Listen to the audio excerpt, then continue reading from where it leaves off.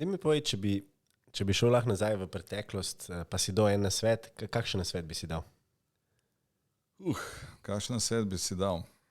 Nauči se reči ne, to je eden.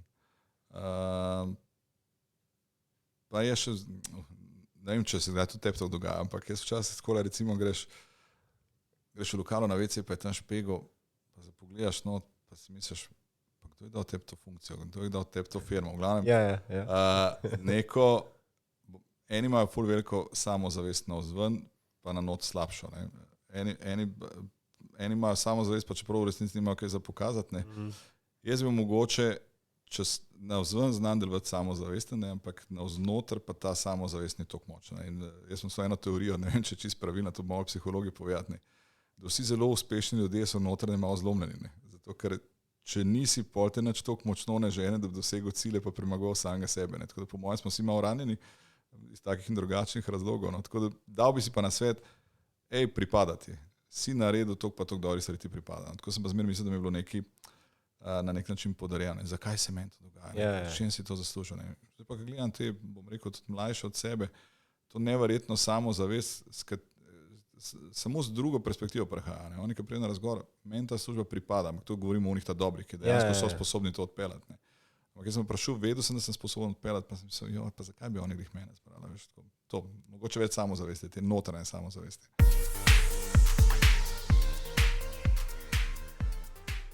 Dobrodošli v podcastu Beyond Leadership, kjer gostimo izjemne posameznike in odkrijemo nove dimenzije vodenja in njihove talente in recepte za uspeh. Z menoj je danes en zelo poseben posameznik, strokovnjak na večjih področjih in katerih se bo tudi dotaknil, tako da lepo pozdravljen, Miha. Zdravo, Mark. Zdaj, preden greva v drobovje in te jaz predstavim, zakaj jaz smatram, da si strokovnjak, kar definitivno si, bi te rad našim poslušalcem predstavil, da bo videl v bistvu tvojo zelo, zelo bogato kariero in pa izkušnje, ki si jih nabral. Se pravi, trenutno tvoje najnovejše podjetje je Left4Pay, kjer si v bistvu soustanovitelj in pa tudi CEO. Predtem, oziroma si še zmeraj regionalni direktor prodaje pri podjetju Transaction Systems, ki je del skupine ITG. Zdaj, velika večina vas verjetno te skupine ne pozna, ampak to je v bistvu ena največjih skupin oziroma top 10 IT podjetij v Rusiji, kar pomeni, da je to res velika zadeva. Potem si bil tudi, oziroma si še zmeraj CEO in soustanovitelj Minicity-ja, zelo izjemna zgodba, tega se bova tudi dotaknila. Potem si bil predtem Group Business Development Director, se pravi Telkota, bil si tudi direktor v Halcomu, bil si direktor v General Affairs v podjetju KGZS, pomočnik direktorja pri Mobitelu in tako naprej in imaš v bistvu ogromno izkušenj na področju raznih plačilnih sistemov. Zdaj, če bi te jaz opisal v enem stavku, bi rekel, da si inovator, podjetnik, menedžer z več kot 18 leti mednarodnih izkušenj v IT-ju, plačilni industriji in telekomunikacijah. Zelo si izkušen tudi pri ustvarjanju novih poslovnih modelov in tukaj bi zelo se dotaknila potem tudi raznih plačilnih sistemov, teh produktov in pa kako v bistvu ti gledaš na te tehnologije. Zase praviš, da je IT tvoja panoga, telekomunikacija tvoja strast, poslovni razvoj tvoj fokus, prodaja tvoje igrišče in pa razvoj izdelkov tvoj hobi. Tako nekako. To sem sam sebe povzel. No. Ful dobro. Zelo veliko vlagaš tudi v svoj razvoj. Kar nekaj izobraževanja si opravil tudi v tujini. Če izpostavlja samo Massachusetts, USA, potem v Kaliforniji si tudi nekaj se izobraževal. Si oče 5 otrok in tvoja boljša polovica je tudi podjetnica. Se pravi, Jasna je tudi, v bistvu podjetnica ima tudi MyNanny, se pravi varuška.si, okrogli trebuščki in pa ima tudi izjemen blog, ki ga mislim, da kar velika večina nas spremlja, Too Many for Granny. Tako da, preden greva zdaj na moje prvo vprašanje, bi rad zvedel, če bi bila midva sošolca v gimnaziji, si bil že takrat toliko podjeten, pa te toliko stvari zanimalo. Ja, glih, to, kar imam 5 otrok, glih moj starejši sin zanč prav, oči, kakšen si bil v šoli, ne? A si bil ti cool, a si bil čuden. Ne? In sem rekel, zdaj ne vem točen, kva me sprašuješ, prav, mi se delimo na cool pa na čudne. Ne? Sem rekel, pa kdo si ti? Ne? Prav, jaz sem čuden. Ne? Sem rekel, pa dobro, meni se diš kar cool, ampak zakaj pa si čuden? Ne? Prav, ka oni, ki so cool, so ful tako, kakšne neumnosti delajo, pa kaj razbijajo, pa kaj uničijo, pa kaj polomijo, pa tako naprej. Ne? Sem rekel, veš kako, tvoj foter je bil v šoli tak Navihan sicer ne, sem kaj ušpič, ampak nikoli pa kriminalc. Ne. Tako da se neko te kar ostanem čuden. Tako da po teh kategoriji sem bil čuden. Drugač pa mogoče tam ta vodenje mi je nekako ležalo že od osnovne šole naprej, tako da sem ne glede na zelo povprečne ocene, jaz sem naredil dosti več šol, kot je kdorkoli verjel, da jih bom. Vmes se mi je zgodilo zaupanje. Ja, vmes se mi je zgodila celo pravna fakulteta, ne sem človek, ki res nima zidslederja, se pravi, ki pisarniškega stola ne pregreje čez, ampak je bolj hladen, ker skozi nekje okrog letam. Ampak bil sem tako, imel sem povprečne ocene, sem se znal pa tudi s profesorji ujet, tako da so me kar nekajkrat izvolili za predsednika razreda.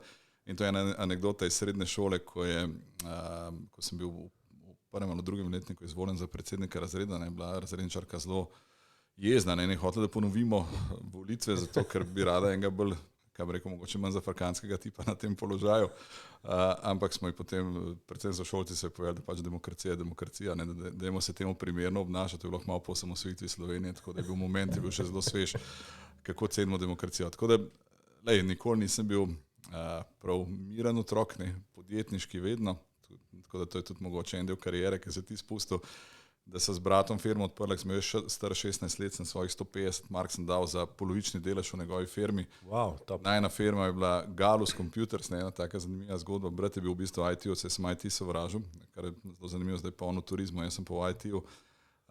In takrat sem imela firmo, ko so prodajala rabljene nove računalnike, takrat se je to še uvažalo z Avstrije in pa skupaj za Risen, pozga se šraufu. In najna prva prodaja na podlagi oglasa v dnevniku, tam med onimi malimi oglasi je bil ena nadgradnja s hard diskom. To se je končalo tako, da pol ure preden mi mogla stranka prevzeti računalnik, je brat še krivil notranji del hiše, da se tisti noč stlačila.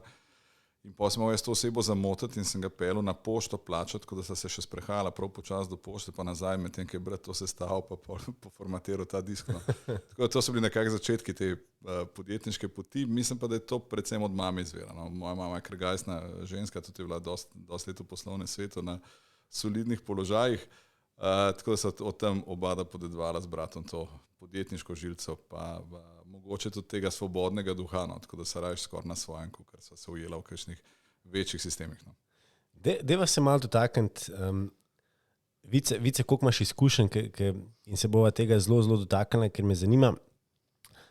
Ti imaš več različnih klobukov, si ustanovitelj in pa CEO, se pravi Lab4Pay, izjemna zgodba, si CEO in pa tudi lastnik Minicitya, tudi zelo, zelo močen brand, in pa si tudi trenutno regionalni direktor prodaje pri podjetju Transaction Systems.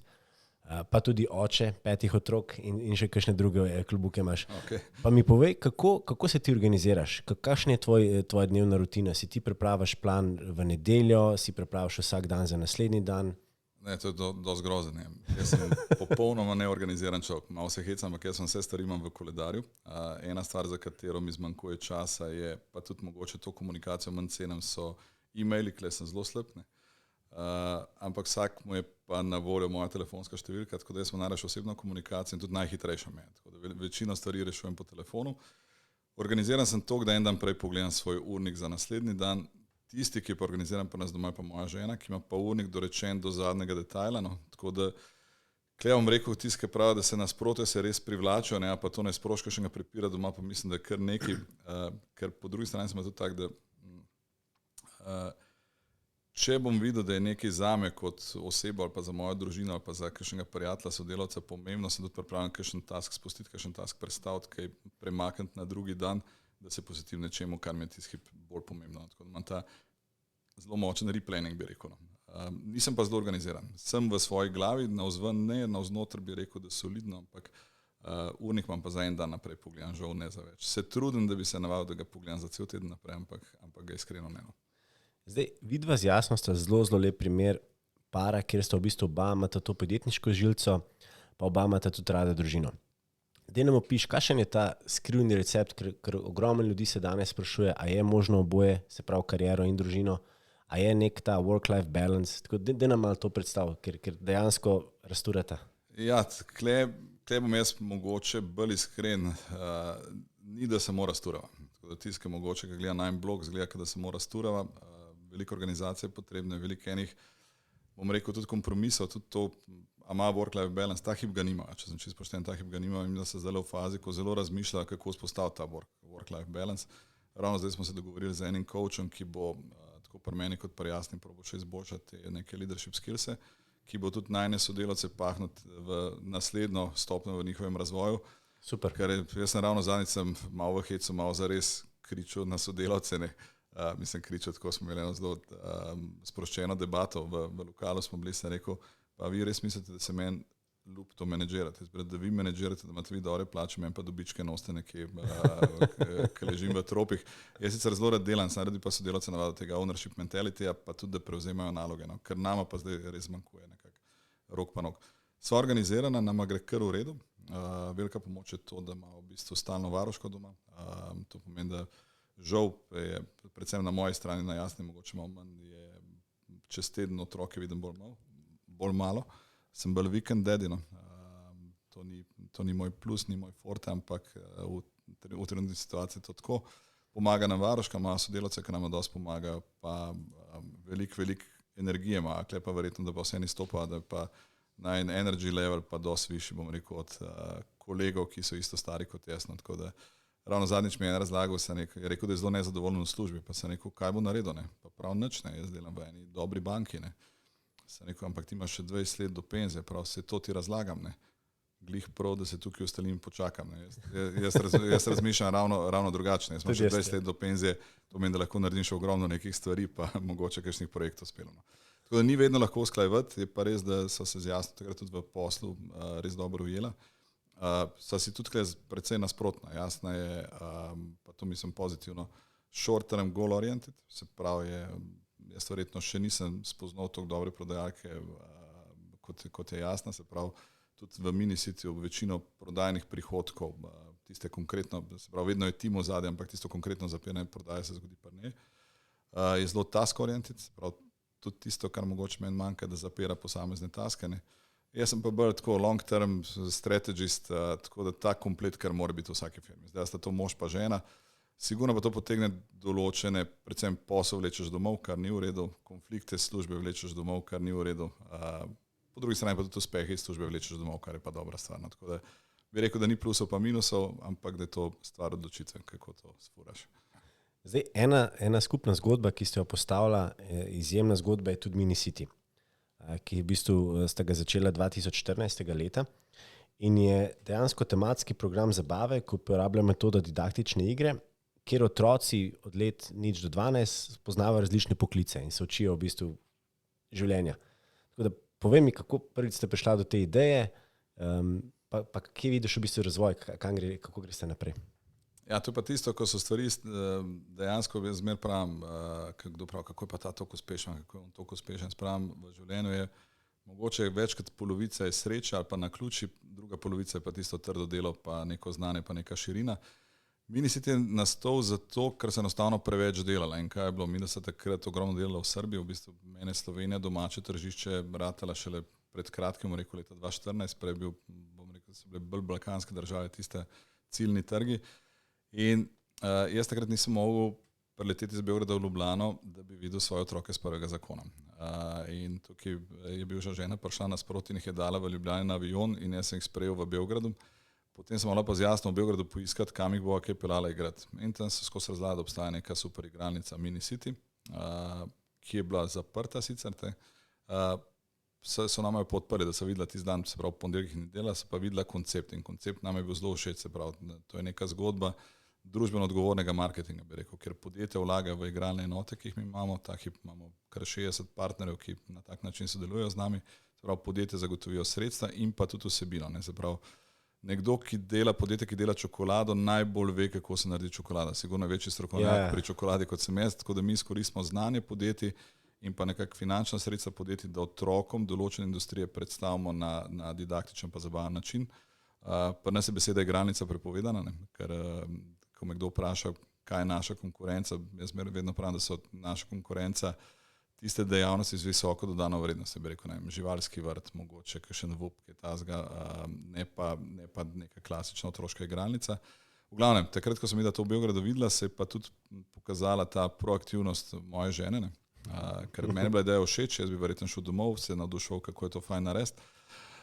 Ona je pa rekla, ne, zdaj bo pa mi da kar poiskala lastnike in potem spet stvar naključja, prijatelji, s katerim so na večeri, poveva, da sva videla to igralnico, da nam je zelo všeč in pove, da to je pa njegov sosed v bloku. Naslednji dan smo sedeli s tem lastnikom Minicitya v Beogradu in se kar direkt dogovorili, da bomo nekako peljali to sodelovanje. Imela se pa takrat na računu nič kaj dosti denarja, oba da so bila v službah, nekaj malega, ni nam šlo slabo, ampak nisem imela nekih blaznih prihrankov, to je pa recimo projekt, za katerega rabiš vsaj nekaj $500,000, da ga začneš. In potem se začela iskati partnerje, potem pa to, bom rekel, kar lepo razdelila, Jasna je pripeljala eno najno bivšo sodelavko, ki je psihologinja, jo s tem projektom zelo navdušila, sta se oni, da kar v en dnev sta se odločila, da bosta šla zraven. Jaz sem pa najdel od neke kolegice Svaka, ki je imel čas igralnico v City Parku, pa se nekaj, bi tebe zanimali, pa je tudi rekel, to pa bi me zanimali. Potem so začeli sestavljati poslovni model, kjer pa pride v moj, bom rekel, bolj finančno kreativni moment in so na morju, to je bilo julija leta 2014, Jasna je takrat 6 mesecev noseča z najnim prvim otrokom. In je rekel, kdaj boš sestavil Excel, kdaj boš dokončal poslovni načrt, prihodke in odhodke in sem rekel danes in sem se usedel, sem se odprl eno pivo, sem začel to sestavljati in bolj sem sestavljal, bolj je bilo vse rdeč. In po tistem Excelu ta poslovni model tudi slučajno ni pil vode, no, saj jaz ga nisem znal tako sestaviti. V želodcu sem pa čutil, da je to nekaj, kar bi šlo. In pri tretjem pivu nekje sem rad, tako kot običajno s pivom, bolj pogumen. In sem rekel, jaz v to hočem iti, žena tudi želi v to iti, oba v srcu pa nekje v želodcu verjamem, da bo to šlo. In sem potem zavrtel neke cifre, tako da je vse skupaj ratalo zelen, se pravi, da sem sam sebi se zmislil, kaj bomo naredili na določenem revenue streamu. Je ratalo vse zelen, Jasna se je zjutraj zbudila, prav kva se zračunal, sem rekel, top projekt, gremo in smo šli. No. To je bilo malo pred mojim 40. rojstnim dnevom. Potem smo zbrali ta finančna sredstva, razbili pol dvorane, da smo začeli to graditi in se spomnim, da denar je hitro kopnel z računa, to je bila kar velika investicija. Takrat smo iskali prve te partnerje in še nobenega nismo zaprli. Jaz sem bil star točno, to je bilo en dan pred mojim 40. rojstnim dnevom, ker se spomnim, ker sem doma na balkonu nervozno kadil cigaret in sem mislil, Miha, v življenju sem imel dosti dobrih poslovnih odločitev, ne? Ampak očitno ta ni bila ena od njih. Ne? Par dni zatem smo pa zaprli prvo podjetje, se pravi prvo je bil Radio Center, recimo pri nas, to je še tudi Jasna zgodba, ker je pri njih delala in Kolbel tudi moj, bom rekel zdaj tudi že prijatelj, pa z moje strani zelo spoštovan poslovnež, je takoj podprl nek inovativen projekt s tem, da je ponudil svoj brand kot nekoga, ki je z nami že podpisal pogodbo. Potem pa družba Hofer je pa tista, ki je dala pa nam krila. Hofer pa Bauhaus, ko smo pa dobili dva močna svetovna brenda, mislim, ali pa vsaj evropska brenda, no, s katerim smo potem dokazali, da imamo nek value proposition. In zdaj ta zgodba laufa 7 leto, mi smo po prihodkih zrastali nekje 3-krat tudi po ekipi, vsaj tokratno. Jasno nas je korona udarila, ampak korona nam je dala pa tudi zalet, da smo pa neke spin-offe, kot so tiste preomenjen produkt okrogli trebuščki, pa aplikacija za varstvo MyNanny, da smo pa te spin-offe začeli bolj poganjati, tako da zdaj bomo vse to združili v neko bolj celovito zgodbo in Minicity tudi popeljali malo še bolj v digitalno smerno. Tako da upam, da se približujemo še enemu pomembnemu milestone. No. In pa širimo se s tem digitalnim delom, se pa širimo tudi v tujini. Tako da prihodnji teden sem v Beogradu, kjer smo ravno ustanovili podjetje, greja že eno tja in tam začenjamo s tem projektom okrogli trebuščki pa v Srbiji. Top, super. Pa vidiš Minicity kot fizično lokacijo, se pravi kot neko majhno mesto za otroke, tudi kje v tujini še kakšno fizično lokacijo ali pa tudi pri nas? Bom čisto pošteno povedal. Včasih je bila to najna velika želja, da se širimo kot franšiza, bili smo tudi na parih franšiznih sejmih, tudi postavili stvari v smeri franšize. Zdaj si pa dal eno obljubo osebno, ki se bom držal, da nikoli več ne bom poganjal projektov, ki so tako delovno intenzivni. Zakaj? Zato, ker z vsakim zaposlenim, pa mi imamo tako redno zaposlenih, mogoče malo manj, tam nekaj ekipca 10, ampak ogromno študentov še zraven. Ne. Vsak od zaposlenih ti nekaj svoje čustvene stiske vrže nate. In ta del, rad bi počel kaj, kjer je manj ljudi vključenih, pa kjer je mogoče manjša investicija. Tako da žena še ima željo po širitvi, če bo najdla kakšen dober projekt, kakšnega dobrega partnerja, to je ni super, drugače pa jaz pa mislim, da bomo tukaj bolj ostali v Ljubljani, pa se širili bolj na tem digitalnem področju. Zdaj, ti si del večjih ekip bil, pa tudi več ekip, ki si že menil, si tudi že postavil na noge. Ena izmed ekip je tudi Minicity, potem je tudi tvoja najnovejša ekipa Lab4Pay. Pa me zanima, ko ti recimo sestavljaš ekipe, kakšne lastnosti so te pomembne, na kaj si pozoren? Zdaj sem nek nagovor ekipi, ne? Ali pa vsak nov, ki prije povem samo, zame ključna stvar so osebnostna karakteristika je zaupanje, se pravi, da obstaja nek ta circle of trust, ne? Tako kot je bilo v unem filmu, tako da smo vsi v istem circle of trust, pa izkušnje. Ne? Zdaj se vse večkrat se zalotim, da ko dobim kakšen CV na mizo, pozabim pogledati rubriko zaključenih šol, no. Ker me mogoče predvsem manj zanimajo kot ta podjetniški duh, neka želja po soustvarjanju, ta kameradstvo. Tako jaz sem predvsej, za podjetnika predvsej socialističen v nekem smislu. Rad imam ekipe, ki se razumejo med sabo. Hvala bi rad imel same high performerje, ampak še raje imam pa high performerje, ki se znajo povezati kot ekipa. No. Tako timski duh pa tako. Timski duh mi je zelo pomemben. Zato, ker se jaz hočem dobro počutiti v svoji firmi. Če pa preveč kompetitivna, je pa tudi zame mogoče ambient slabši. No. Deva se vtakniti tvojega najnovejšega podjetja, se pravi Lab4Pay. In sicer naziv, če rečemo temu vaše operacije, je eno plačilno mesto, vsa plačilna sredstva. Daj nam malo predstav. Ja, ena od stvari, ki je dala meni, bom rekel, največji zalet v karieri, je bilo sigurno moja zaposlitev na Halcomu, ki se Halcom po mojem, kar si dobro poznamo, ukvarja se z bančništvom že leta. In lastnik se pravi večinski lastnik, pa takratni direktor Matjaž Čadež je zelo veliko vlagal v naš mlad kader in tudi spodbujal tako produktni razvoj kot naš kompetenčni razvoj. In tam sem jaz zadolžen kot član tega izvršnega odbora za razvoj mobilnih plačilnih storitev. Se pravi, delali smo en super projekt Mobile Payments v Srbiji, takrat skupina Telenor, tudi smo se prijavili na neke globalne razpise in pa prvo mobilno banko v Sloveniji smo dali ven. Tako da smo bili kar uspešni v produktem in tudi poslovnem razvoju. In tam se je spoznal s plačilnimi sistemi, ki so mi postali zelo blizu, predvsem jaz sem po izobrazbi sem pravnik, v IT-u bom pa rekel, sem bolj software guy, v hardware ni glih moj stvar, ki mi ne vem koliko všeč.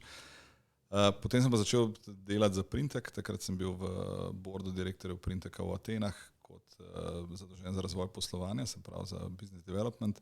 Tam sem se spoznal s POS-terminali. No. In potem sem ta ekosistem opazoval, sem gotov, da se v zadnjih 30 letih v bistvu na prodajnih mestih pri plačevanju ni spremenil nič kaj dosti. Se pravi, še danes, če greste v gostilno, bo kartica ali gotovina bo vprašanje. Če bo spod do tega vprašanja prišlo, pa kar rekel 13 evrov, bo še rekel kartico, rekel, jo, zdaj moram pa račun spreminjati. Yeah. V mestnem času se bo vsem tudi pojavilo ogromno enih alternativnih plačilnih metod, se pravi GoCrypto plačevanje s kriptom, potem imamo mBillse, imamo Valu, imamo Kitajce, ki prihajajo k nam z Alipayem, WeChatom in tako naprej.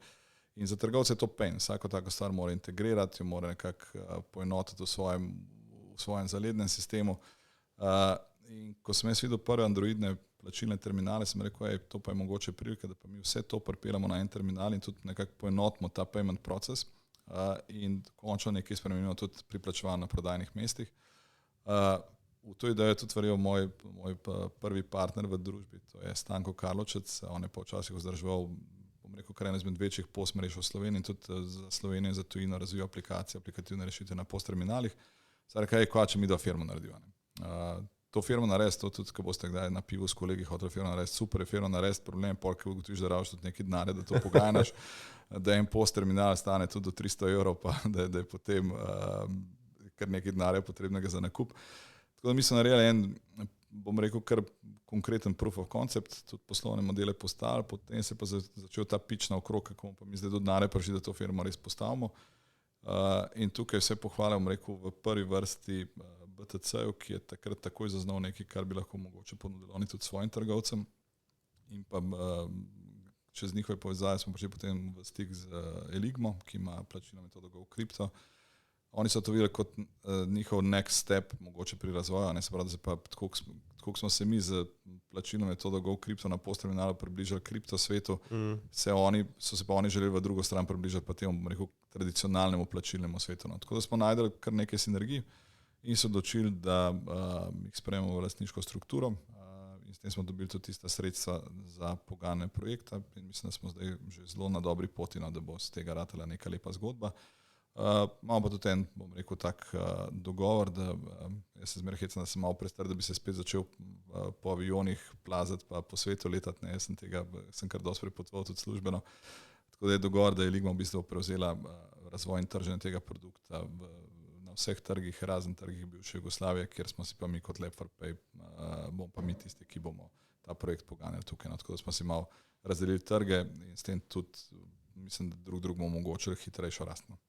Da mi povej, kako ti kot strokovnjak za te sisteme, kako pa ti vidiš razvoj te tehnologije? Bomo sploh še uporabljali kartice, bo še vse samo mobilno plačevanje, bomo z urami plačevali? Ja, to je $1 million question. Jaz mislim, da bo čez dali več.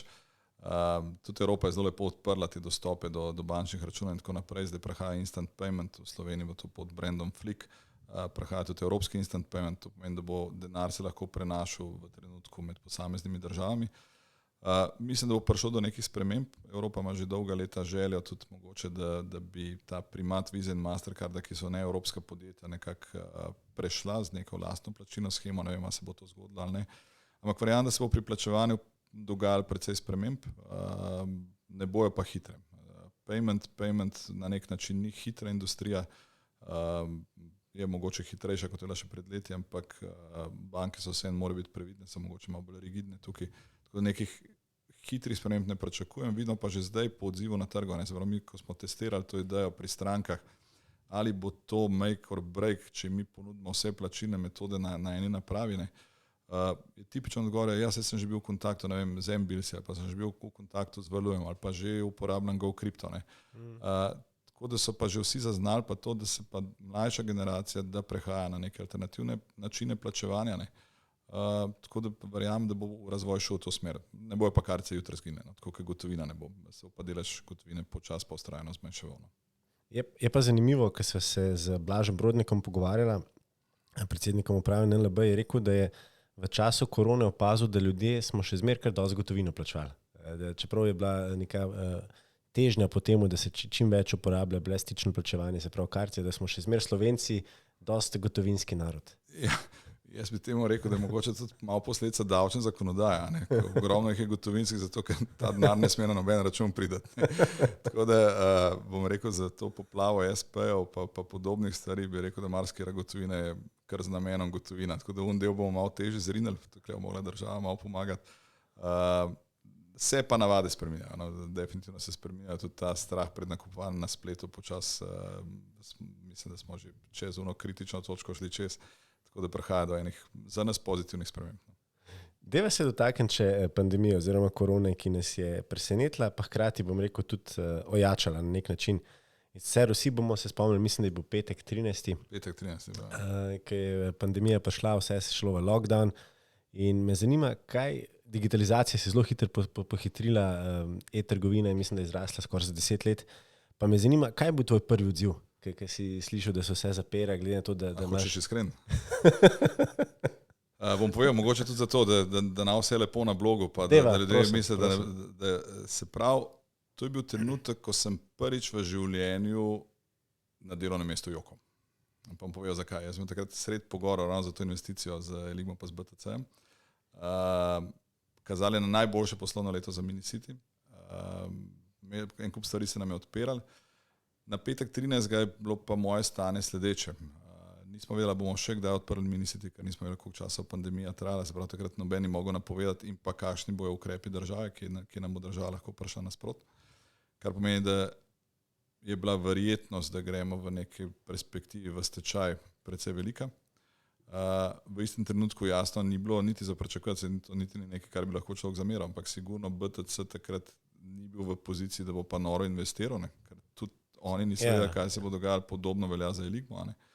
Tako da jaz bi rekel, da tisti dan je kar nekaj 100,000 evrov, za katere sem, to morate vedeti pri podjetništvu, nič se ne zgodi z danes na jutri. To je 20 let enega garanja po različnih službah, nabiranja izkušenj. Se pravi, 20 let mojega garanja je spuhtel z enim odlokom države, pa z enim virusom, ki je prišel. In sem se ulegel za mizo in sem dejansko potočil nekaj solz. Potem se pa ženo skovala en izraz za najo ali pa za nine mentality. Jaz sem nekaj razmišljal in sem rekel, vem kakšna sem idva. In zdaj ima to kot nek leitmotiv, da ima cockroach mentality. In kako na ta cockroach mentality gleda tako, da ti že lahko stopaš na najo, sem kaj už nogo umaknil, bo spet začela tekati.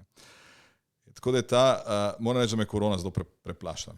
Jaz sem šel takrat za 14 dni, lahko rečem, sem šel v tak oseben lockdown. Tako da sem šel, da sem če otroci niso pojedali do konca, sem jih silil, da ne jejo, ker nisem vedel, kdaj bo hrana zmanjkala v glavi. Sem se kar preplašil, pa sem rekel, zdaj pa mi je pa dovolj, zdaj se pa sunoriti. Mogoče celo manj traja, po moje 5 dni se ta globoka depresija trajala. Potem sem se pa sunil uriti in smo z danes na jutri lansirali, se pravi, to je bila aplikacija, ki je bila že v pripravi, lansirali aplikacijo MyNanny, umaknili v celoten komercialen del te aplikacije. Zakaj? Ker takrat ljudje niso mogli v službe hoditi, ker ni bilo detkov pa babic, da bi čuvali otroke, in smo jo tudi brezplačno ponudili tako občinam kot državi, in odziv je bil zelo lep. Tam smo iskali v bistvu mlade varuške, ki se ne bojijo virusa, da bi pomagale pri čuvanju otrok, da ne izpostavljamo starejših. Smo zelo veliko na tem delali. Celoten Minicity smo predstavili na neko digitalno platformo. Začeli smo z Zoom, se pravi preko Zooma izvajati vse delavnice, ki smo jih prej izvajali v Minicityju. Tako da smo naredili digitalno transformacijo v bistvu v roku 10 dni. In verjetno ne jaz, ne moja žena med korono, in to velja tudi za moje sodelavce, nismo toliko delali, kot smo delali med korono. Žal se ta tempo še kar stopnjuje še naprej, ampak me je preplašila in to je tisto, kar je razlika. Jaz mi pravim, da je velika razlika med menedžerji pa podjetniki, oboje cenim, ampak pri podjetništvu pride še en ta večji izziv, ker običajno si s celotnim svojim premoženjem, z nekim svojim obstojem vezan na svoje podjetja, in pri nama dejansko tudi tako malo eno lepo hišo, ampak mi dva včasih jo kličeva zdaj vila NLB, zato ker ima toliko pufa pri banki. In tudi to pa razmišljaš, kako se sanira dolgove in tako naprej. Tako da kar tak grozen moment, ki pa je zdaj rezultiral pa v tem, da smo pol te investicije vsem zaprli na koncu, Minicity dobil neko novo dimenzijo, ker smo ratali bolj digitalni. Potem projekt Okrogli trebuški smo prestali iz fizičnega prostora na splet in se tam prijel 6-krat boljše, kot je bil prej v fizični obliki. Se pravi, tako kot pravijo, vsaka kriza je tudi priložnost. Zdaj pa, če imaš tako cockroach mentality, dejansko je. Kaj bi pa rekel, da je bil tvoj nek nauk ali pa lesson learned, ki si se ga naučil, ker te pandemija, ki si rekel, da v bistvu vse presenetila, iz danes na jutri se je pojavilo, vse je šlo v lockdown. A je kakšen tak nauk, ki ga boš zdaj imel skozi v mislih? Ali pa? Je. Vedno, ko si že prihaja virus, kup še eno paleto pira, ker ne veš, kako se je tam zaprt noter. Ne, zdaj, da bi rekel, da sem kakšen globok nauk dobil, nisem. Zato, ker jaz sem tako kot pri otroškem joku, imam eno posebno karakteristiko, da uspem kakšne stvari odmisliti. Jaz sem v nekem trenutku pandemijo enostavno odmislil, ker sem gotovo, da če me bo toliko obremenjevala, bom jaz ukrčen, kot zakrčen ne bomo narediti nič. Tako da jaz sem enostavno tam nekje aprila lansko leto sem rekel, tako kot ona knjiga Klinc gleda, in to je to, se pravi, to je nova realnost. Se pravi, mogoče ena od mojih kvalitet je ta shift to new reality. Pač to imamo danes na mizi. Daj mi povej, če bi šel lahko nazaj v preteklost, pa si dal en nasvet, kakšen nasvet bi si dal? Kakšen nasvet bi si dal? Nauči se reči ne, to je eden. Pa je še, ne vem, če se zdaj tudi tebi to dogaja, ampak jaz včasih tako, recimo greš v lokalu na WC, pa je tam špegel, pa se pogledaš not, pa si misliš, pa kdo je dal tebi to funkcijo, kdo je dal tebi to firmo. V glavnem, eni imajo ful veliko samozavest na vzven, pa na not slabšo. Eni imajo samozavest, pa čeprav v resnici nimajo kaj za pokazati.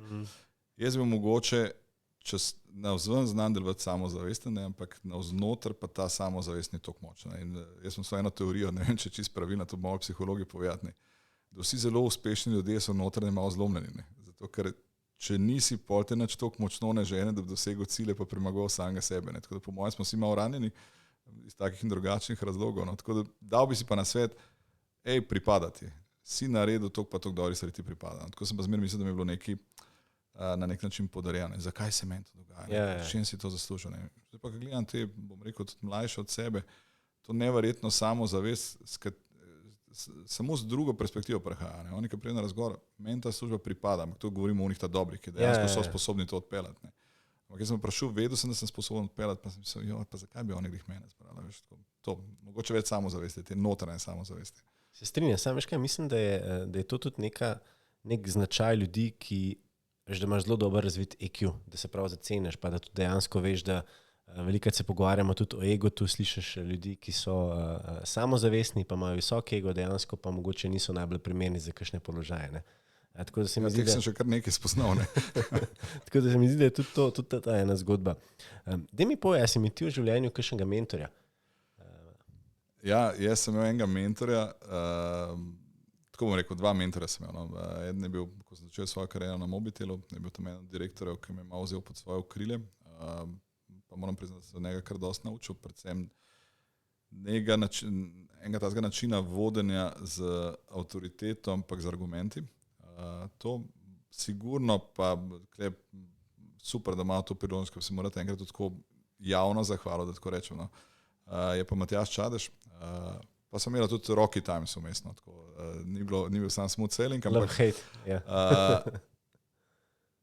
on je sigurno človek, ki je mene poslovno najbolj izoblikoval in pa tudi podjetnik, direktor, ki je vame največ vložil.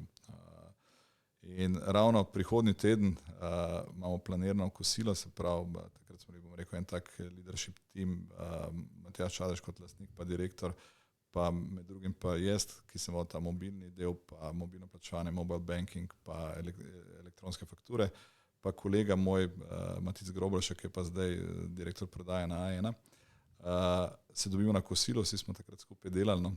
In ne glede na to, da smo imeli Rocky Times, sem oba neverjetno hvaležen to, kaj naučil. In verjetno je moj stil vodenja ali pa bom rekel vse razmišljanje o poslu zelo povezan z njim. Tako da brez njega bi bil jaz precej drugačen poslovnež in verjamem, da precej slabši. In on je takrat najel tudi, predvsem bi pa občudovanja vredno, pa ne bilo to, kar mislim, da vsem nam manjka, da se je zavedal tudi svojih pomanjkljivosti. In tam se je zavedal pomanjkljivosti, je ogromno bral, veliko se je izobraževal in pa tudi najel je enega vrhunskega ameriškega konzultanta, Ičaka Dižesa. Jaz mislim, da je na onih Fortune 500 podjetij takrat nekaj obdelal. In čez to konzultantstvo, pa rekel sem, da bo več kot bi dobil na vseh MBA-jih pa podobnih stvarih. Super. Tudi nek top lift certifikat smo tam pa njemu delali. Tako da je bilo ogromno vloženega v nas, spodbujal nas je. Počas pa razumem tudi tisto njegovo jezo, no, zato ker on je podjetje imel zelo osebno. In mi smo bili za njega kot, se pravi, po mojem so bolj čustveno odreagiral kot je običajno v podjetjih. No, tako, da si imel kot neke svoje mentorirance in potem, ko se voli, taj se tuče, kot pravi, je verjetno tudi kdaj prišel do kakšnega konflikta na podlagi tega. Je pa ful delo z mladimi in se tudi od nas učil, mi pa od njega. No, tako da sigurno v vsej moji karieri bi njega najbolj izpostavil. Top, ful dobro. Deva se malo še vtakniti, ker si že prej omenil stil vodenja. In sicer moj mentor je tudi Damjan Kralj, ki ga zelo cenim. In on je meni dostikrat, ker sva sedela skupaj, je rekel potrpežljivost, počas. In tudi moj stil vodenja se je včasih spremenil iz tega, da sem takoj odpisal na e-mail, tudi če je bilo prva misel, ki mi je padla na glavo, do tega, da na kakšen e-mail zdaj malo drugače odreagiram. Pa me zanima, kako se je pa tvoj stil recimo tekom kariere spremenil, ko si prevzemal močnejše vloge, večje ekipe, več odgovornosti? Ja, zdaj, ko se je ravno pred Damjanom Kralju, on je, tudi ko sem jo spraševal zadnjič, kjer je moj tak menedžer, ki ga občudujem, sigurno je on eden od njih. Ne. Tudi Krmar je, se pravi, kot prvo hodi v velikih čevljih gospoda Mermala, ne. Ampak mislim, da je zelo dobro obup. Drugo, Krmar je eno barko, ki pluje v zelo tradicionalnih vodah, pa je treba obrniti v neko bolj digitalno prihodnost, pa se malo redefinirati. Ja.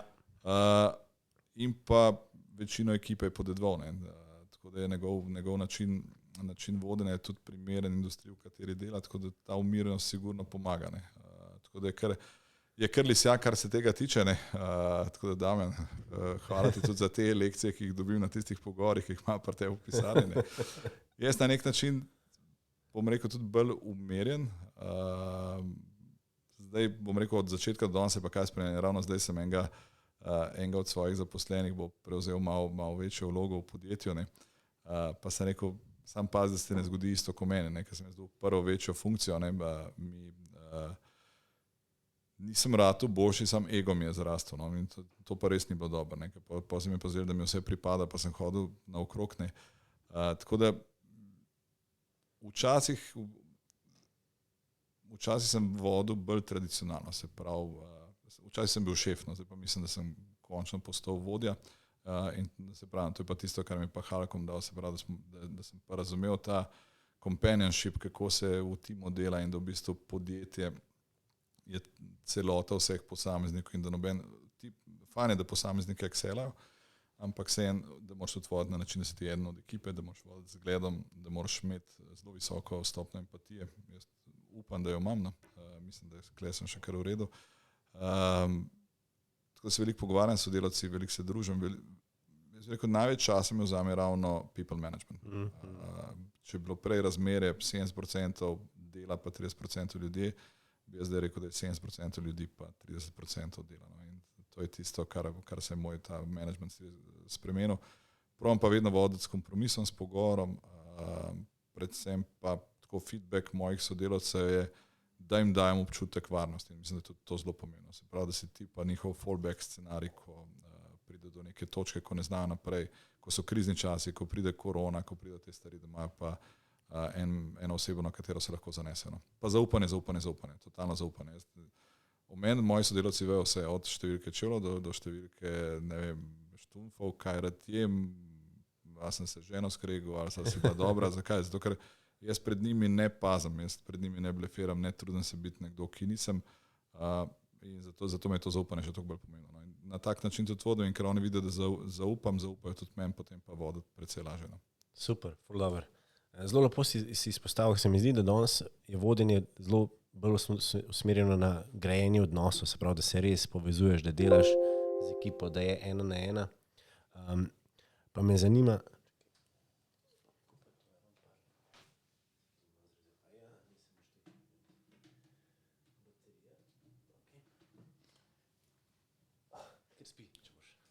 vse si tako to zrežem, pa se ne vidi.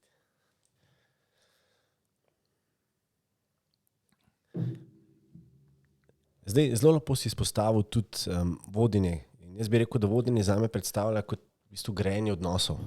In tudi mi smo v času korone zelo veliko delali 1 na 1, z ekipami se zelo veliko pogovarjali. Pa me zanima, kaj si že izpostavil feedback. Kako pa ti gledaš na ta feedback? Danes je veliko pogovora o neki sandwich metodi, se pravi pohvališ, potem poveš nekaj slabega, potem pa spet pohvališ. Jaz mislim, da jaz sem včasih delal v HR-u. To je tudi začetek moje kariere, tudi na MBA-ju, ki sem ono magistrsko delo, je bilo v bistvu za HR-a, upeljava kompetenčnega sistema v podjetja. Ni pa to moj forte, no, ampak da prav to zelo užival v tej vlogi. Sandwich sistem so vmes rekli, da je preživetne. Jaz sicer globoko sebi še zmeraj verjamem v sandwich, ker do tega se rajš pojem sandwich kot samo kos kruha. No. Tako da jaz ga na nek način še uporabljam. Imam pa, če imamo tako, in zato sem tudi najel zdaj enega coacha, da bom probal to izboljšati, če bi rekel, da imam eno slabost, je to, da se meni ljudje zmeraj malo preveč smilijo na nek način. Ne. In sem gotov, da sem s tem podaril marsikjer odnos, ki bi lahko tudi v primeru razhoda deloval še naprej dobro. Ne. Sem ga s tem, ko recimo nisem želel odpustiti človeka, ker se je izkazalo, da ne funkcioniramo več v redu kot ekipa in tudi, da se to ne da popraviti. Da mogoče sem bil prenežen v feedbacku. Meni žena doskrat pravi, ti tako daš feedback, ne, da zgleda že skoraj kot pohvala, ne, čeprav je negativen feedback tudi včasih. Ne. To je ena stvar, feedback je ključen moment pri vodenju, predvsem pri rasti kadra in ga je potrebno dajati. Ne verjamem pa zelo oster feedback, ti spet si zafrknil, ampak dajmo to podati na način, da lahko najdemo neko izboljšavo. Na drugi strani, to me pa zdaj ena zunanja sodelavka opozorila, pa prav, v vseh tvojih firmah nekako ti ljudje, kar sledijo, pa se ti za njih nek mali bog, ne. A ti sploh dobiš kaj feedbacka nazaj, kaj pa s tabo narobe, ne. In se pa prav zamislil, sem rekel, da moram pa ta del izboljšati. Super, Da bi tudi jaz dobil feedback tam, ki ga Miha lomne, pa sigurno ga tudi Miha, ki lomne, delač od tega, da bi Miha popolno. Na tem moram delati, tako da je dobro vprašanje, zato ker sem rekel, da sem aktivno lotil tega in da znam jaz podati feedback in da znam ljudi spodbuditi, da ga meni dajo. No. Zdaj izpostavil si zelo dobro stvar, da je treba, oziroma da zelo veliko lagaš vase. In ti si tudi kar veliko izobraževanje naredil v tujini, tudi zelo veliko si delal v tujini, veliko potov. Pa me zanima, a misliš, da je to, da si delal v tujini, pa se je v tujini izobraževal, da ti je dal to neko večjo dimenzijo, nek ta globalni mindset, da tudi zaradi tega v bistvu ustanavljaš podjetje, ki so malo bolj inovativna, bolj stabilna, da tudi zato v bistvu vodiš ekipe na nek način, mogoče malo bolj odprto. Je to neka dodana vrednost? Mogoče bi to rekel, da so potovanje in pa službena potovanja mi dali več širine kot samo izobraževanje v tujini. Super, ja. Tako da žena zelo rada potuje, se tu nekaj bojo pogledali na ta oseben blog Too Many for Granny, tam se vidi, da so skozi naokrog, mi da se zračunala, da so en koliko 1000 noči prespala po hotelih. Službovanje v tujini so mi dala ogromno širine, predvsem se bo naučil delati z različnimi tipi ljudi. Se pravi, to je sigurno nekaj, kar te izboljša tudi na domačem terenu. Bom rekel tako, vodil sem en projekt v Jordaniji, se naučiš delati z Arabci, ampak tudi mi imamo kakšnega, ki ima arabsko mentaliteto pa nas, ne govorim, da je Arabac, ampak vsak narod ima določene karakteristike in tudi imamo posameznike, ki se pol obnaša podobno kot kakšen drug narod. Ogromno sem delal na Norveškem, tam je recimo Skandinavija mene presenetila, ne, Švedska, Norveška, pa tudi na Danskem smo nekaj delali.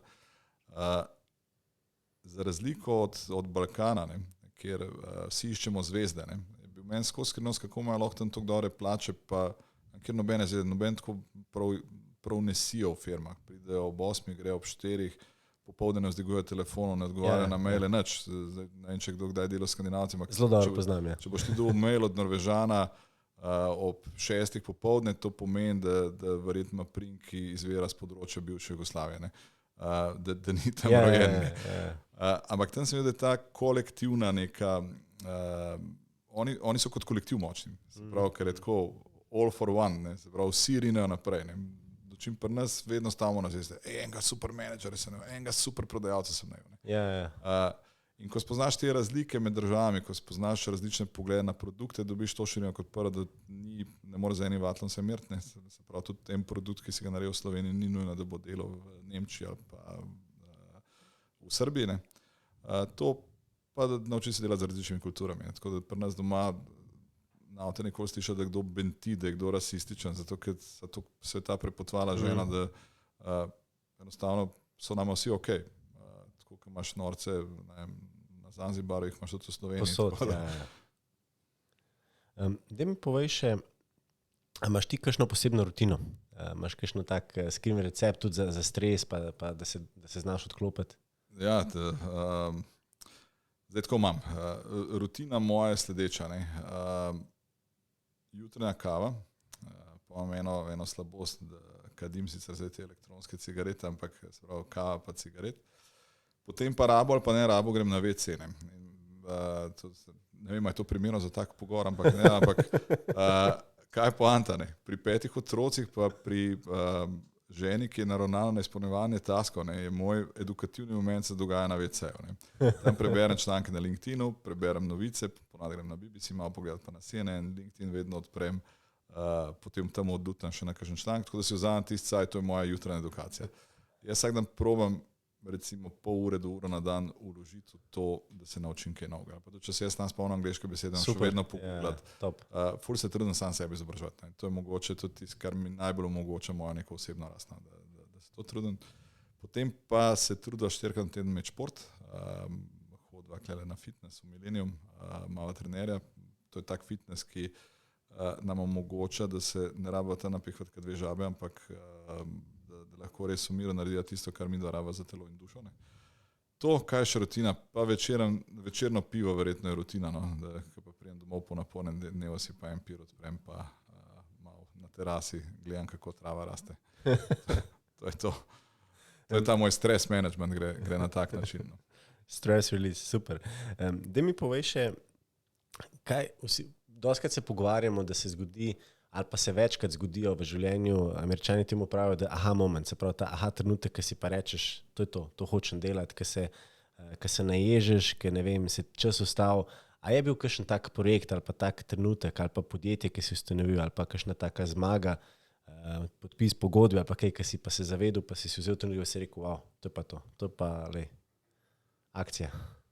Mislim, sigurno, da je bil. Mislim, rekel, če moram izpostaviti moje neke osebne poslovne zmage. No.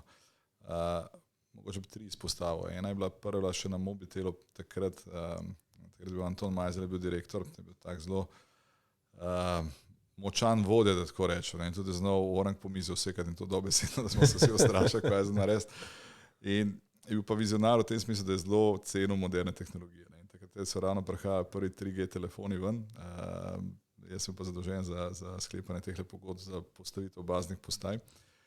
In on se je odločil, da bo tistega decembra, ne spomnim se točno leta, kjer je bilo, ampak da tistega decembra bo novo leto zaželel z videoklicom nekomu. Ne. To je pa pomenilo, da moramo mi v 4 mesecih, kako smo imeli časa, postaviti v Ljubljani 150 baznih postaj, 150 anten, dobiti 150 dovoljenj in tako naprej.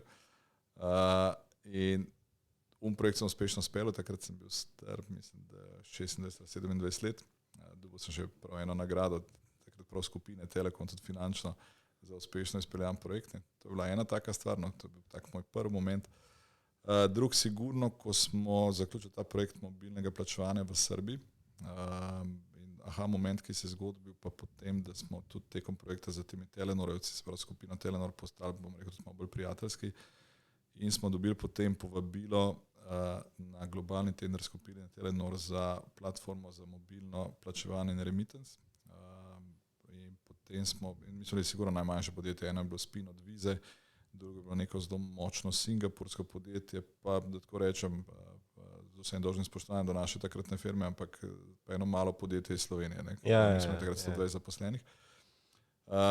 Ampak smo uspeli, pa takrat pa lahko rečem, da sicer s pomočjo kolegov, ampak še tako smo imeli neke odhode strokovnjakov iz firme takrat, ampak smo zgodbo tako dobro zapeljali, da sem jaz potem to predstavljal pred skupino tehnikov na Tajskem, se pravi v Bangkoku, ko smo imeli predstavitev za skupino Telenor in smo prišli v ožji izbor za dobavitelja te platforme za skupino.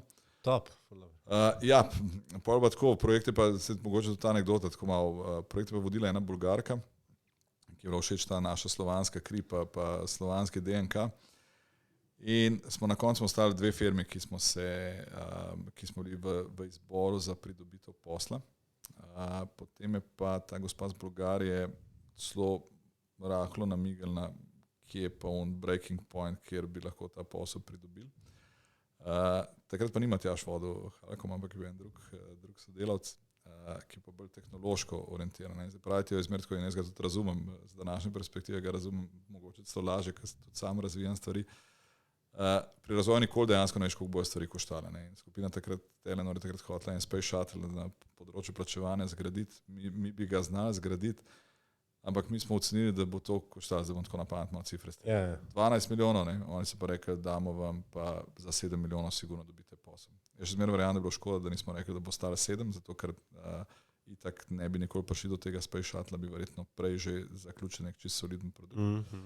In smo ta posel zgubili. No. Se spomnim, bil sem v Portorožu, ko sem čakal na klic in me klicala ta gospa iz Telenorja in je rekla, prav, Miha, si gledal Forrest Gumpa, sem rekel, imate to malo hecno vprašanje poslovnega partnerja, ne. Sem rekel, sem, ne. Prav, si videl, kako on z veseljem čokolado je, ne, bombonjero, ne. Sem rekel, ja, sem, ne, kva ima to zdaj veze, ne. Prav, tudi jaz rada bombonjere jem, ne. Prav, in zmer si pustim najboljšo čokolado za na konc, ne.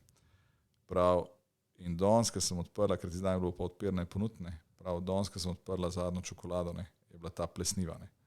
In ta čokolada je bila tvoja, ne. Češ, kaj me nisi poslušal, vedel si, kaj moraš narediti, da dobiš posel, ne. In smo takrat tisti posel zgubili, to je bil tudi moj tak breaking point, je bil na nek način največji uspeh, ker smo mi vsem se uspeli na neki globalni ravni predstaviti kot res ekvivalenten ponudnik mobilnega plačevanja. Po drugi strani pa tudi velik poraz zame, ker smo posel takrat zgubili. Meni je to pol skupina Telenor povabila v službo na Norveškom, sam je bila logistika malo prehuda, jaz sem 2 otroka s prvega zakona, ne bi nikakor mogel tega zložiti. Ampak tako, to je bil en tak uspeh. No. Pa naslednji moment je pa ta verjetno z Mini-Cityjem, pa zdaj kasneje z Lab4Payem, sigurno pa podpis pogodbe z Ligmo pa z BTC-jem, ko sem videl, da sem dobil 2 strateška partnerja, da lahko nek projekt poženem naprej. No. Deva se malo dotakniti startup sveta oziroma podjetniških vod. Že prej si to temo malo načel, pa me zanima, ogromno mladih poslušalcev imamo, ki začenjajo oziroma razmišljajo o začetku svojega podjetja, svoje začetne poti. Slovenija tudi zdaj v času covida dobila kar ogromno število novih startupov. Pa me zanima, da nam malo piš, kako je sploh ta pot, ki se lotiš neke ideje, priprave poslovnega modela, da bojo vsi videli, da ni samo uspešna zgodba Mini City, ampak je odzadaj ogromno neprespanih noči, verjetno tudi takih in drugačnih izzivov. Ja, zdaj jaz mogoče zase ne bi rekel, da sem tipičen startupovec. Zakaj sem malo preveč sem realen, da bi lahko delal poslovne načrte, za katere mislim, da bo enkrat unicorn. Se pravi, verjetno nisem podjetnik, ki bo naredil unicorn. Ker verjamem, da mora podjetje zelo hitro začeti ustvarjati prihodke in se začeti živeti samo. Se pravi, nisem, ali pa mogoče sem tudi slabši v tem, v pridobivanju nekih sredstev investicij na podlagi dolgoročnih obljub. Če pogledamo tudi v finančnem svetu, ne vem, nek N26, zelo delč od kakršnekoli profitabilnosti, se nimajo kje denarja zaslužiti in Uber in Facebook je zbulo delo kar nekaj časa. Nisem jaz vizionar tipa Zuckerberga, ne, ampak tako da sem mogoče sem malo manj startupovski, nisem tako visoko leteč. Jaz pravim tudi mogoče ta sodelovanje Eligma pa mi. Dejan Rolič leti pod oblaki, kar je super, jaz letim tik nad hribi, verjetno pa resnica nekje vmes. Tako da jaz sem najboljši možno startupovec, zato sem star 46 let, pravi, da je poprečno najbolj uspešni startupi so imeli ustanovitelje stare 45. Kako se pa lotiš tega? Najboljši me, kdo prije do mene pravi, jaz imam eno idejo, to skupaj narediva.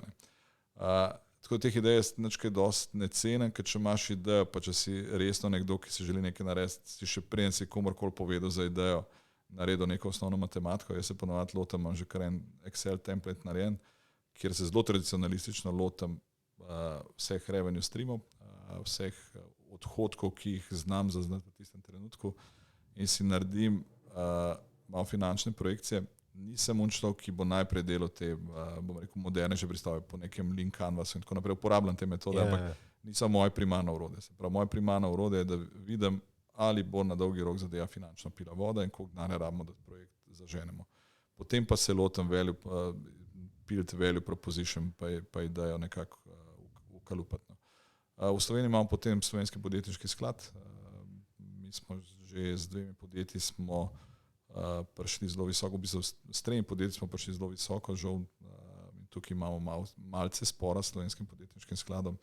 Na enem podjetju, kljub temu, da smo bili uvrščeni na 10. mesto med 130 startupi takrat, se jim zdelo, da ni prav, da se mogoče kar zgodbo povedal. Mi se, če imamo dobro idejo, se prijavimo na razpis 5.2 slovenskega podjetniškega sklada, ki omogoča zagonska sredstva v višini 50.000 evrov.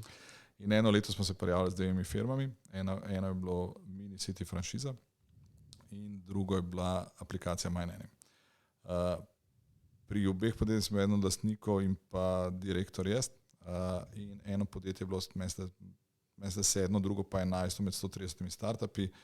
In po vseh pogojih bi morali za obe podjetji dobiti sredstva.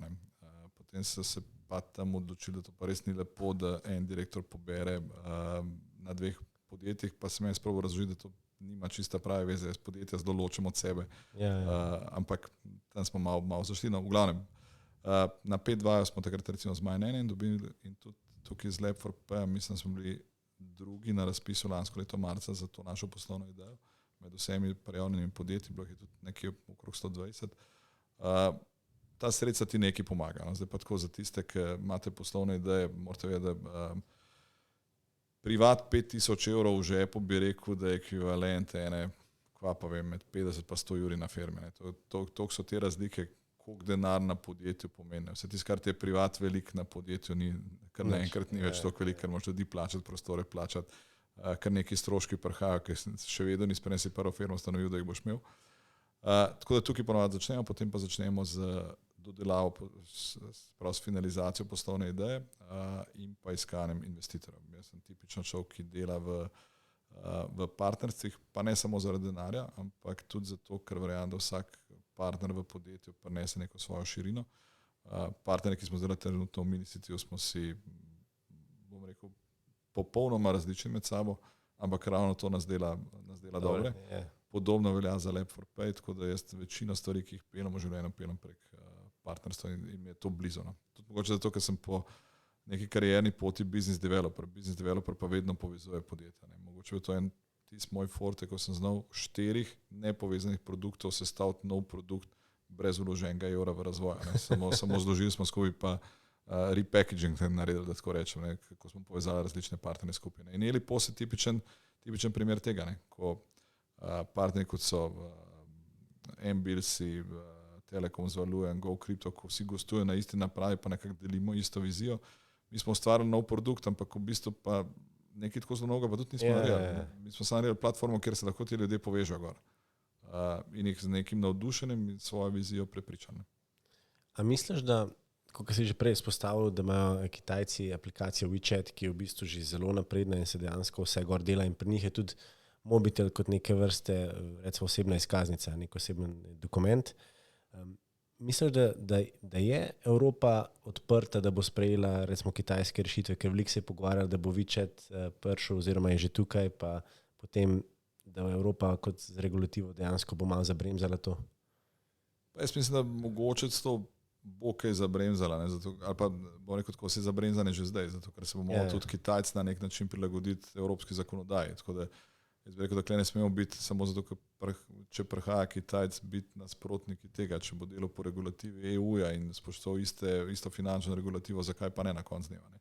Mislim, da tudi v Sloveniji premalo poznamo, da obstaja že v Evropi že zdaj en kup plačilnih sistemov, ki zelo rastejo, recimo, kaj so Nizozemci, meni se je Klarna je nek plačilni sistem, ki dela po podobnem principu kot Alipay pa WeChat, ne, pa blazno raste. Z Instant Payem, se pravi z instantnim prenosom denarja z bančnih računov na katerekoli druge načine, so pa to lahko še povečali. Se pravi, če si predstavljate, da imate vi neko mobilno denarnico, naj bo to od GoCrypta in imate gor tudi, bom rekel, možnost, da se tja gor nakaže tudi denar z vašega privatnega računa, ne, in ko vam zmanjka denarja, potem mislim, da bojo tudi evropski playeri lahko prevzeli nek leadership. Ne. Vse Kitajce niso nič tako blazno novega spomnili. Oni so pač dali, oni so samo eno fazo preskočili, ne, zato ker oni so delali z gotovino, kreditne karte skoraj da niso bile v uporabi in potem so šli, ker so tako pozno šli v to finančno digitalizacijo, so v bistvu šli direktno na telefone. Ne. Mi smo se pa že navadili na kartice in pa ta proces malo daljši. Drugač, jaz verjamem, da bojo tudi evropski playeri čez komod parirali Alipay pa WeChatu, tudi mogoče zato, ker bomo raje imeli evropskega ponudnika kot Kitajca. Meni osebno je pa vseeno. Jaz sem eden od njih, ki se je šel ta prvi cepati, pa ki bi se že zdaj dal čip pod kožo, da mi ne pravo niti telefona samo nositi. Tako da jaz nisem zelo občutljiv na to. Deva se takrat še digitalizacije pa teh novih tehnologij, ker ponovadi imaš zmer dve skupini ljudi. Eni so tisti, ki v bistvu zelo izpostavljajo varnost podatkov, sledijo nam, se pravi Google Maps že danes meni točno pove, kam moram iti, da domov prišel, koliko časa bom rabil. Potem imaš pa osebe, tako kot sva recimo jaz pa ti, ki so pa zelo naklonjeni novim tehnologijam, pa jih podpirava. Tako da mi malo razloži, kako ti razmišljaš, pa vidiš to. Jaz sem enega kolega, ki je ima zelo močno mnenje okrog tega, okrog te zlorabe podatkov, kaj vse Facebook dela, kaj Google dela in tako naprej. Ne. Pa se zmer malo hecal, ne. Da v bistvu, če mi je toliko zanimiv rad, da bo Google začel aktivno zlorabljati vse to, kar ve o meni, ne. Pol v bistvu pomeni, da sem kar uspel. Ne. Da ti je rad. Da mi je rad. Tako da I just don't care. No, tako, mogoče tudi, to se že po tem blogu, ki ga ima ženo, vidne, pa ona je še bolj ekstrovertirana, ki sem jaz, ne. Nama je dosti vseeno. Zdaj, če imaš kaj, če te kaj zanima, pravi se, večino stvari bom jaz kar sam povedal, ne rabiš mi niti stokati. Tako da jaz se ne bojim tega Googla, sigurno, bolj bi se mogoče bal, zdaj to zlorabo komercialna mene na nek način meni življenje olajša. To, da mi ti daš reklamo za stvar, ki mene zanima, zakaj pa ne, se glih, kar sem prehranil, to pa tukaj iskane po Googlu. Ne. In če si po nekih algoritmih zaznal, da jaz rabim novo šteko mleka kupiti, je to meni plus, ne minus. Ne. Bolj se bojim teh zlorab, ki se že dogajajo, pa se še bojo dogajale v politične namene. Tukaj pa me plaši moč korporacij z možnostjo vpliva na izid enih demokratičnih volitev. ta del, bom rekel, edini, ki mi je sporno. Drugače sem pa zelo velik zagovornik digitalizacije. Ne, mi je pa zanimivo polne, eni se izogibajo kartic, ki pol bo vedel, kje kupujejo, ne. Po drugi strani pa surfajo po Google, ne, pa ne boste smešni, ne. Vi ste povedali že več, ko ste mislili vse že zdavne, ne. Ja. Pa pol skrite browserje odpira, kaj čudenega gledajo, pa tako naprej. Pa je to vprašati operaterja, a on to vidi, kaj je bil v skritem browserju, gledate ali ne, seveda, da vidno, mogoče za uneke ne veste, tako da to je brez veze se truditi. No, ne sem šel na točko, ko se mi zdi brez veze truditi. Ker temu ne bom šel. Tako da pač v meni vejo vse, nekaj se ne matram in me to tudi ne boli. No. Prosim se ne obremenjevati s tem. Top. Dej mi povej še, kaj bi bil pa recimo en nasvet glede vodenja, ki bi si ga dal? Nasvet glede vodenja. Pa ta moj ego bi prej dol spustil. Bolj bi bil iskren sam do sebe pa do svojih ljudi. Verjetno to, ker si mlajši, ker še nimaš toliko izkušenj, spomnim, to dosti dobro obrazujem čez to, kje kupujem cotene. Ko sem dobil prvo, jaz sem imel kar hitro kariero, pod tem, ko sem prišel s faksa in sem prišel do lepe plače pri 26 letih in potem sem šel tam v centru, na Boštecuna in si kupil 3 Bossove obleke. In sem je to tako fajn zdaj. Potem sem šel v Emporium, najdel še enega Versača na akciji, pa sem še ti skupaj. Pri tem sploh ne maram nositi oblek. In sem je to toliko fajn zdaj. Zdaj pa kupujem bolj v teh nizkocenovcih, se kaj dosti obremenjujem, koliko sem plačal za kaj. In podobno je tudi pri meni prvo. Se pravi, včasih sem prav z nekim egotom voditi, no. Zdaj pa upam saj, da vodim pa bolj na nek način zaupanja timskega dela, pa usmerjanja ljudi. Je pa res, da so se tudi generacije spremenile. Tako da, zdaj sem imela že eno debato, ne. Jaz pravim pač, zdaj treba voditi tako, da se mi prilagajamo zaposlenim in ne več obratno. Je pa to precej težko, ne. Je tvoja firma, ti si denar vložen, kar naenkrat se moraš ti prilagajati zaposlenim, ne. Tako da kle so me tudi naučili, ali sem jaz prilagodil njim ali pa nam zaposlenih. Zato tudi te fluktuacije so zelo hitre. Danes, ko dobim jaz CV na mizo, jaz sem par in že rekel, da te kakšno zaposlitev spustiti, ker to nima smisla, ker to je 22 služb po 22 mesecih. Tako da moraš zelo paziti in zdaj jih moraš precej več upoštevati kot si jih, tako da so se tudi časi kar precej spremenili. Ja, generacija zdaj dela svoje. Mislim, da je neka ocena, da bo do leta 2030 več kot 35% zaposlenih bo iz generacije Z, kar pa pomeni, da se bo zelo hitro menjala služba, oziroma bo imeli zelo več služb poklicov hkrati. Ne? Jaz mislim, da s tem ni nič narobe, da mogoče smo mi norci, ki mislim, da mora biti tako, kot je včasih. Zato pravim, jaz sem se naučil zdaj prilagajati, nekaj me tudi Minicity pa prisilo, zato ker ta poprečna starost teh študentov, ki pa nas delajo mogoče 21-22 let, ne. Je pa za nas to zelo dobro, tudi za ostale moje firme, dobra kalilnica kadrov, ne. Zakaj jih damo na recepcijo delati, vidimo, kakšna je komunikacija z ljudmi, vidimo, kako se obnašajo, potem jih v back office potegnemo. In glede na to, da imamo tako jaz kot žena, kot ostali sodelavci, te starejši precej izkušenj, so nam tudi, se pravi, imamo eno firmo, ki nam skozi krade kadre, no, tiste zanimive, ki so se že prav navadili nami imenoval, ampak že prav vejo, da mi enega vzgojimo, nek smo jih vse dali, pride unik, ima ful več denarja, ki mi pa nam ne pobere, ampak dobro. Zdaj saj vem, kam mi grejo pol naslednji, zdaj ložil vsako napovem, kje bo končal. Ampak začeli smo aktivno vzgajati kader, podrli se nam pa to in zdaj malo tega gapa, ker se nam med korono to podrli, ker enostavno nismo imeli študentov preseb, ker bi imeli Minicity fizično zaprt in nismo mogli gojiti novega kadra. Ne. To pa je rato problem. Drugače pa Minicity super. Tako da jaz se zdaj kader probam vzgajati. No. Kako pa poskrbiš ti, oziroma kako ste pa poskrbeli za kulturo, oziroma ta touch med korono, ker smo šli vsi v to delo nadaljavo, delo od doma? Zelo težko. Jaz moram reči, da to je pa en izmed največjih izzivov, se pravi, ustvariti team culture v novo odprtem podjetju. Se pravi, mi smo investicijo z BTC-em pa zaligmo zaprli meseca oktobra, malo potem smo šli v še en lockdown, se pravi, smo ustvariti kulturo sobivanja različnih partnerjev v istem podjetju. Takrat smo zaposlovali nov tim, pobondati, znane prenesti. In absolutno še nismo tam, kjer bi želeli, da smo. Na drugi strani v Minicity, ker sem pa ljudi imel doma, ne vseh, ampak večino, je pa tudi ta nek kolektivni duh šel malo v zaton in ga tudi postavljamo zaradi. Tako da bi rekel, da je na nek način vam na področju HR-a v teh podjetjih, ki jih jaz ali pa skupaj z ženo poganjava, najslabše stanje do zdaj. Ravno zaradi korone. Miha, peva še malo na tvoje osebno življenje. Sicer, ker sem ti naročil, da mi zaupaš par tvojih skrivnosti, sem te vprašal tudi, kaj je recimo tvoja najljubša knjiga in si izpostavil Pika Nogavička. Ja, Pika Nogavička, po mojem sem prebral 100-krat. Mogoče z večjih razlogov. Imajo tudi čist... Zelo malo sem začel brati, potem sem pa starša ločila in me je Pika Nogavička zmer s tem svojim očetom, ki je bil zamorski kralj. Sem zmer rekel, da se enkrat pride tudi moj trenutek, ko bom več z očetom skupaj. Mogoče to je en del. Drugo so te njene superpowers, ki je bilo vse en fulna moča, Pika Nogavička vse zrihtala, humorna. Malo je bilo vse, kaj si ljudje mislijo, ne. Tako da ta del mi je všeč, zato ker to kaže na nek način zelo samozavestna. In pa imela je toplino in pa zelo močno prijateljstvo.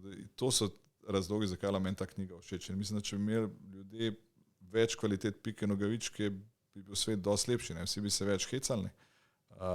Vsi bi znali konja dvigati, pa vsi imeli zelo dobre prijatelje in mislim, da nič od tega ni slabo. Plus za Pika Nogavička je imela še toliko pa toliko zlatnikov doma, tako da tudi okrog financ ni bilo treba skrbeti. To je pa še sam dodaten plus.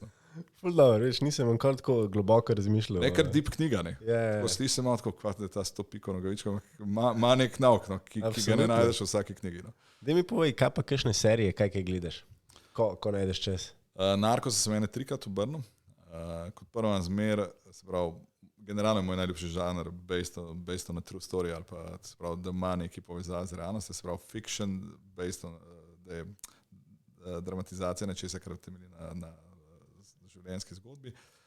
In pa Žena selo v Kolumbiji, več kot en mesec in Kolumbija za moje pojme ena izmed lepših držav na tem planetu. Se obada čisto navdušena, tudi tam so se divje preganjala s konji po plantažah kave, bila so tudi v Medellinu, šla so pogledat, kje se je Escobar kalil. Tako da zelo zanimiva država in me že Kolumbija prepričala, pa tudi zgodba o Escobaru, jasno, na nek način zanimiva, se je bil, kakorkoli bil grozen človek, je pa zgodba zanimiva. Sploh kako lahko neka korupcija spravi celo državo na kolena. In to je nekaj, kar, hvala Bogu, zdaj se mi zdi Slovenija skopala z tega, ampak težko pa to trdimo, da recimo za neko Srbijo. Tako da ja, Narko za to, Kolumbija pa sama zgodba me pretegala. Najljubši app? Ja, najljubši app je pa absolutno MyNanny, se pravi aplikacija, ki smo jo v naši firmi razvili za iskanje varušk. Zdaj, mislim, da tukaj bomo še kar kaj presenetili, tako da ravno zdaj postavljamo strategijo za naslednje par let, kaj bomo s to aplikacijo počeli. Tako da zato mora biti moj najljubši app. Ful dobro. Jaz verjamem, da bomo še kar veliko slišali. Zdaj pa pejva na najpomembnejše vprašanje našega podcasta. Sicer zaključno vprašanje. Kaj bi bil tvoj nek nauk? Zdaj imamo že kar lepo število poslušalcev, med njimi je tudi kar nekaj že direktorjev, predsednikov uprav, podjetnikov. Tako da kaj bi bila neka tvoja zaključna misel ali pa zaključni nauk? Imejte otroke. Jaz jih imam 5, pa če bi se dolg časa nazaj vprašal, sploh mi otroki bi rekel, da nisem niti siguren, ampak moram reči, da jih z vsakim letom bolj cenim in da so tudi tako super ogledalo. Tako da tudi v poslovnem svetu v bistvu pomaga, ker ti nastavijo špego tam in to zelo iskreno. Ne bodite zavistni, to bi tudi dal kot eno svojo osebno kvaliteto. Zelo redko sem zavisten, nikoli ne rekel, leko on ima, odkje ima to, kaj to. Tako da na ljudi gledam zelo kot na posameznik, ne glede na to, kaj imajo, se pravi zavist pri meni skoraj da ne obstaja in pa tudi sem gotovo želel, da vsak nosi svoj križ. Tako da ta zavist je brez veze, zato ker nikoli ne vidimo točno, kaj je v zadnji. Pa skočite kdaj na glavo. Jaz sem sicer še kar previden. Jaz mislim zase, da sem previden. Zdaj, kakšni drugi okrog verjetno mislijo, da sem zelo, ker so žena precej živahna, da se kar malo zaleta, ampak niso. Skočite kdaj na glavo, ampak se malo preverite globino, ne kar naslepo skakati. To je pa mogoče moje 3 nauki, katerih se jaz držim. Super, hvala Miha. Dragi poslušalci, z nami je bil podjetnik Miha Culiberg, ustanovitelj Lab4Pay, ustanovitelj Minicity-ja, izjemna oseba, inovator na večjih področjih, tako da Miha, še enkrat najlepša hvala za tvoj čas. Hvala tebi za takle super klepet.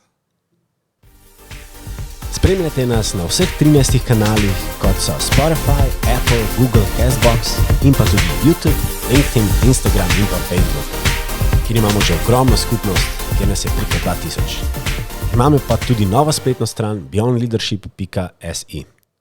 Se že veselimo vaših novih poslušanj in pa dogodivščin.